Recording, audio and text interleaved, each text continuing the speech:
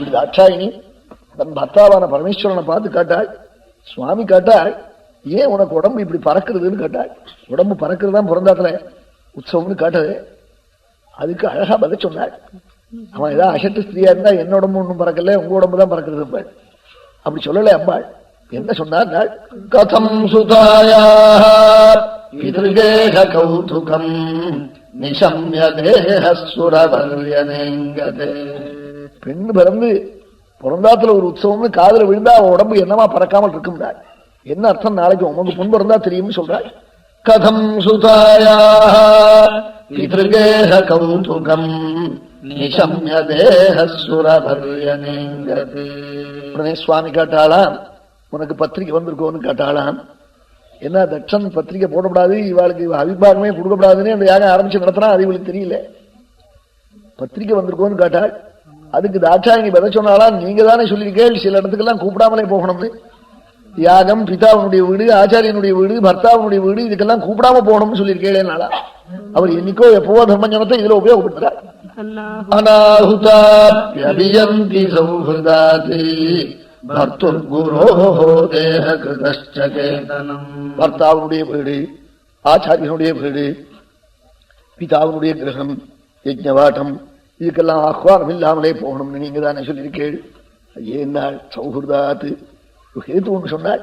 அங்க அன்பு இருக்கு, நம்பிக்கை இருக்கு, அதனால என்னாள் அதான் இல்லைன்னாள். அந்த அன்புதான் இல்லேன்னு உங்க அப்பாவுக்கு நமக்கு அந்த அன்பு இல்லை, அதனாலதான் காரணம் இல்லாதனாலாம் போவான்னு சொல்றேன்னு சொன்னாள். அதுக்கு மேல முரட்டுத்தனமா சொல்ல ஆரம்பிச்சாள்.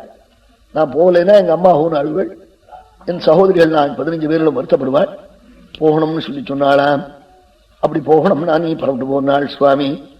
என் சகோதரிகள் பர்த்தாவோட வந்திருப்பாள், நான் மட்டும் நீங்க இல்லாம தனியா போக மாட்டேன்னாளாம். பர்த்தா இல்லாம போனா பெருமை இல்லையாம் ஸ்திரீக்கு, நான் போக மாட்டேன்னாள்.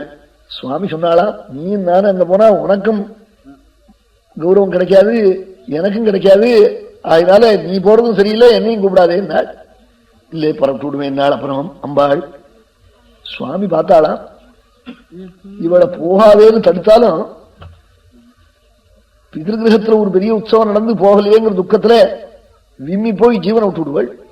அங்க போனாலும் பிதா அவமானப்படுத்தி மானபங்கத்தினால ஜீவனை விட்டு விடுவள். 2 பிரகாரத்தாலையும் இவளுக்கு ஜீவ சரீர தியாகம் நிச்சயம். இதுல இங்க இருந்து விடுறது தேவையா அங்க விடுறது தேவையா நினைச்சாள். அங்கேயே கேஸ் வரட்டும்னு அங்கேயே அனுப்பிச்சுட்டாள். புறம் போட்டுட்டாளாம். பத்யங்கநாசம் சுபயத்ர சிந்தயன்னே விரராம சங்கரஹ பத்யங்கநாசம் சுபயத்ர சிந்தயன்னே சுஹ்ருதி திருஷ்டு பரிசங்கிதா பவாத்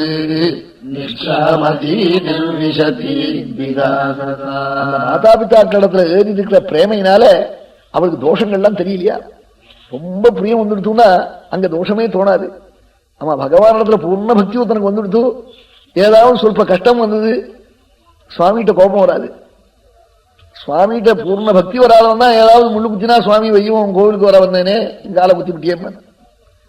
கோவிலுக்கு போறாத பயில பாம்பே கடிச்சு போடுறதே, என்னமோ கோவிலுக்கு போக ஆரம்பிச்சதுனால முள்ளு குத்துதுன்னு நினைச்சுட்டு பேசுவான். ரொம்ப பூர்ண பக்தி இல்லைன்னு அர்த்தம் அவனுக்கு. குழந்தை காலால உதச்சு போனா மடியில விளையாடிட்டு இருக்கிற குழந்தை பல்லு நாக்கில் அடிச்சு போடுறது. உடனே குழந்தை காலை வலிக்குமோன்னு தடவி பார்க்கறான். குழந்தைய அடிக்கிறானோ, ஏன் அடிக்கல, அடுத்தாத்து பையன் காலால வந்துச்சா ஒரு மணி இருப்பியா, சந்தன கட்டி எடுத்து அடிச்சு விடுவியா மண்டையில. ஏன்னா அந்த பையனிடத்துல அன்பு இல்லை, இவனிடத்துல அன்பு இருக்கு. அதனால பகவானிடத்துல அன்பு இருந்தா ஏதாவது கஷ்டங்கள் வந்தா கூட சுவாமிகிட்ட கோச்சிக்க மாட்டாளாம் ஞானிகள். நம்ம கர்மா அது, அப்படி நினைப்பாளாம். அப்படிதான் நினைப்பாள். அப்படி இருக்கிறவாளுக்கு தான் ஈஸ்வர பிரசாதமும் பூர்ணமா உண்டாகும். ரொம்ப அன்பு மாதா பிதாக்களிடத்துல ஏறி கிடப்பதுனால அது ஜென்மபூவாகினால சுஹ்ருதி திருஷ்டு பரிசங்கிதா பவாத் நிஷ்காமதி நிர்விஷதி விதாசதா. பரபூர்ணம்னு தீர்மானம் பண்ணினாலாம். கோபடாதுன்னு பரமேஸ்வரன் சொன்னதுனாலே பரம கோபத்தை அடைஞ்சு நாம் பரம்பூர்ணு சுற்றின்னு பரம்பு போறாளாம். கைலாசத்திலிருந்து கீழே இறங்குறாளாம். மறுபடியும் பிரபு நாதா நீங்க இல்லாம நான் போகலாமா, நீங்களும் வரணுங்கிறாளாம். நிஷ்கிராமித்தை நிர்விஷதி த்விதாசதா. அவன் டோலாயமானாது சதா ததா சதி ததான்னாள். அவன் ஊஞ்சல் மாதிரி அலைஞ்சாளாம். வாசல்ல போறதும் உள்ள வந்து கூப்பிடுறதும். சுவாமி அசையில்லை. அவ கடைசியில பார்த்தா பரப்பிட்டு போடுறதுன்னு தீர்மானம் பண்ணி ஒரு துணியை எடுத்துட்டு பரப்பிட்டு போயிட்டாள். கீழே இறங்கி நடந்து போனாளா, அது சுவாமிக்கு தாங்கலையா. ஆமா, என்ன பண்ணினார், புருஷேந்திரமாரோப்பிய விடங்கிதாயு, உடனே ரிஷபத்தை அனுப்பிச்சு, பூதகணங்களை அனுப்பிச்சு, வாத்தியங்களை எல்லாம் அனுப்பிச்சு, அம்பாளை ரிஷபத்திலே ஏற்றி அனுப்பிச்சாளாம். சண்டை போட்டுட்டு போறவளுக்கு டிக்கெட் வாங்கி கொடுக்குற மத்தம் இல்லை. அவன் அவ போய் அவமானப்படுத்தி ஸ்டேஷன்ல போய், நீ யாருடைய சம்சாரம், இன்னாருடைய சம்சாரம், டிக்கெட்டுக்கு பணம் இல்லைன்னு நீங்க 3-4 இடத்துல யாச்சகம் வாங்கினான். இவன் மானம்னா கப்பல் அடிவிடும். ரிஷபத்துல ஏற்றி வச்சு வாத்திய கோஷத்தோட பூதகணங்களையும் அனுப்பிச்சு யஜ்ஞசாலைக்கு அனுப்பிச்சாளா. இங்கிருந்து பரப்பிட்டு ஒரே பெரிய கோஷத்தோட போனாள். பிரம்மகோஷோர்ஜித யஜ்ஞவைஜசம் விப்ரஜுஷ்டம் இருந்து போனாளா. ஒரே வேத கோஷம், 3 வேதமும் மூர்த்திமத்தாய், மூர்த்திசரா திரிபுஷ்டே நாள். பிரம்மலோகத்துல வேதங்கள் மூர்த்திமத்தா இருக்குமா, வைகுண்டத்துல இருக்குமா? அது மாதிரி மகான்கள் எல்லாம் வேதத்தை ஒரே அடியா உச்சீஸ்வரத்துல சொல்றாள். அதுக்கு மேல இங்க இருந்து பூதகணங்கள்லாம் போன நாதம், இந்த வாத்தியங்கள்லாம் அதுக்கு மேல இருந்துதான். தட்சன் எஜமானனாய் யாகசாலையில இருக்கிறவன் தீட்சா நியமத்தை அடைஞ்சிருக்கிறவன் எட்டி பார்த்தான். தன் பெண் தாட்சாயினி வரத்தை பார்த்தான், ரிஷபத்துல வரத்தையும் ஏராளமான கூட்டங்கள் வரத்தையும் பார்த்தான். இத்தனை சப்தத்துக்கும் மேல துணிக்க முடியா இறங்கி கத்தினானா. பாச காவக்காரனை கூப்பிட்டு, அதோ உள்ள வராள்டா என் பொண்ணு, 16வது பொண்ணு, அவளை உள்ள விடாது சொன்னானா.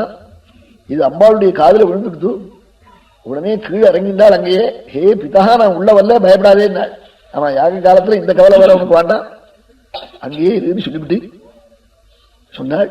அம்மாவோட கூட பிறந்தவள், இவளோட கூட பிறந்த 15 சகோதரிகள் எல்லாருமா கட்டி பிடிச்சி, அம்மா நீ உள்ள வரத்தான் வேணும்னு கூப்பிட்டாள்.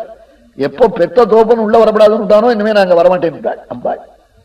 அங்கிருந்து கூப்பிட்டு பிதாவை பார்த்து சொன்னாளா, என் பிரபுனுடைய பெருமை தெரியாம இப்படி நீ சிவந்துட்டா ஆனே.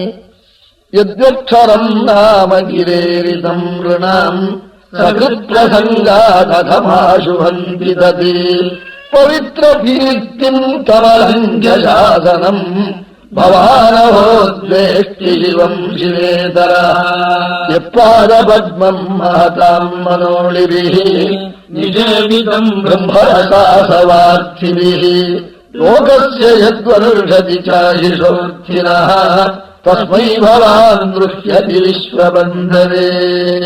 இப்படி சொன்னாலாம்.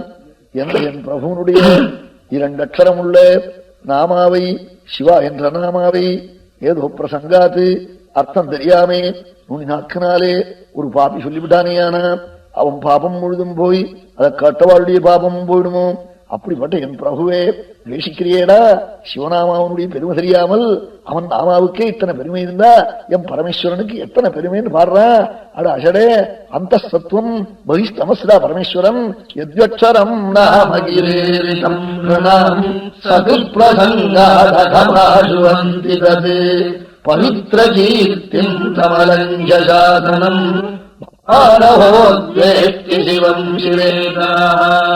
கீர்த்திடா அலஞ்ச சாதனண்டா அவனுடைய அக்னியினாலே பீஷாஸ்மாத் வாதப்போதேன்னு வாதாதிகள் எல்லாம் சஞ்சரிப்பது பரமேஸ்வருடைய ஆஜ்ஞைக்காக சிரஸ்தனால ஆஜ்ஞையை வகிச்சு சஞ்சரிக்கிறதுனா.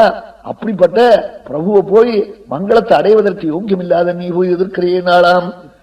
சிவம் சிவேதரா யத்பாத பத்மம் மஹதாம் மனோளிபிஹி நிஷேவிதம் பிரம்மரசாசவார்த்திபிஹி லோகஸ்ய யத்வருஷதி சாயிஷோர்த்தினஹ தஸ்மை பவான் ருஷ்யதி விஸ்வபந்தவே.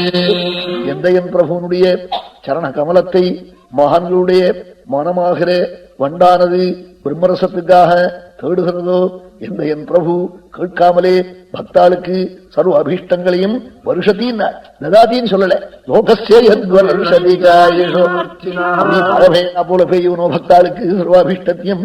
அப்படிப்பட்ட லோகபந்தோ போய் துவேஷிக்கிறேடா பாபின்னு கேட்டாளாம். தஸ்மை பவான் துஷ்யதி லோகபந்தவே யத்பாத பத்மம் மஹதாம் மனோளிபிஹி நிஷேவிதம் பிரம்மரசாசவார்த்திபிஹி. எப்படி பத்மத்துல போய் மதுரசத்துக்காக வண்டுகள் அலையுமோ, அது மாதிரி மகான்களுடைய மனமாகிற வண்டு எம் பிரபுனுடைய சரணமாகிற பத்மத்துல போய் பிரம்மரசத்துக்காக அலைகிறதாக்கம் ரசோ வைசான்னு ரசரூபியான பரபிரம்மத்தினுடைய சுரூபானுபவத்துக்காக மகான்கள் சரணத்தை மனசுனால போய் ஒரு மணி தியானம் பண்றாள்டா. மோட்சம் கூறும்னு நினைக்கிற பக்தாளுக்கு கூட சுவாமி பரமேஸ்வரன் மோட்சத்தை மட்டும் கொடுத்து விடுறது இல்லையா. என்ன நினைச்சிட்டு இருக்கான், பகவான் ஏதோ கீதை உபனிஷத்து வாசிச்சுட்டா உடனே ஆண்டி பரதேசி ஆயிடுவன்னு நினைச்சிட்டு இருக்கான். அதனாலதான் உபனிஷத்தை ஆனந்தோ பிரம்மேதி வேதாநாதன் ஆரம்பிச்சு சைஷா பார்கவி வாருணி வித்யான்னு சொல்லி அன்னவான் அன்னாதோ பவதி மகான் பவதி பிரஜையா பசுபி பிரம்மவர்ச்சசேனா மகான் கீர்த்தியான்னு எல்லாம் இவனை தேடிக்கிட்டு வருவான். அவன் என்னமோ ஆண்டி பரதேசியா அப்படி போடுவான்னு நினைச்சிட்டு இருக்கான். பகவானை போய் பஜிச்சா தீரன ஆவனா, சுவாமி விடுவாளா? வாரி கொடுப்பனாம் பக்தாளுக்கு, வருஷிப்பனாம். லோகஸ்ய தஸ்மை பவான் விஸ்வபந்தூடா, பிரம்மரசதாத்தாடா, சுரூபத்தை கொடுக்குற பிரபுடாவன். அப்படிப்பட்ட பிரபுவை போய் துவேஷிக்கிறியே. வாஸ்தவமான சுகம் வேணும்னா பகவத் ரசானுபவத்தால் தான் வரணும். வைஷயிகமான சுகத்திலே இது சுகம் இல்லை, இது துக்கம் தான் பரிணாமத்துல துக்கமாயிடும்.